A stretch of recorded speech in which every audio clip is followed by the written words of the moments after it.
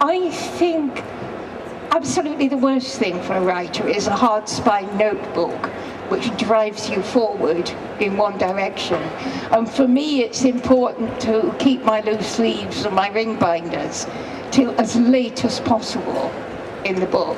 And even then, there can be last-minute decisions nowadays, thanks to working on screen, which in the days of the typewriter we would have thought long and hard about if you had to tear up a whole draft and read. And I also believe, and I suppose this is what conditions the way I work as a historical novelist, I don't think of them as being essentially different because they're dead. They can't sue me, but they might haunt me. And I think you have a real duty to respect your characters in a historical novel.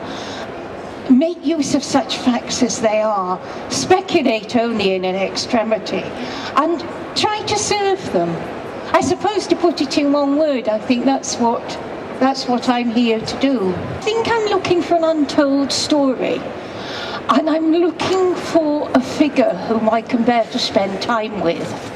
I often wonder how biographers go on when they commit themselves to years of work, if they suddenly find halfway through they don't like this man. So for me, it's like, I must say I've been thinking about this book for a very long time. I was looking for an untold story, and I thought, Thomas Cromwell, this is so good.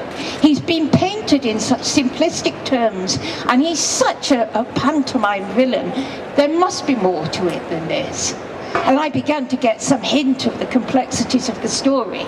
And it's so good. Blacksmith's son to Earl of Essex. How would you do it in that rigid, hierarchical, stratified society? What kind of a man does it take to do that?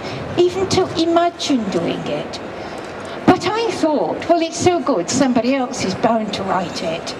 But after I'd been thinking about this for 30 years or so and nobody had, I thought it was time I got on with it.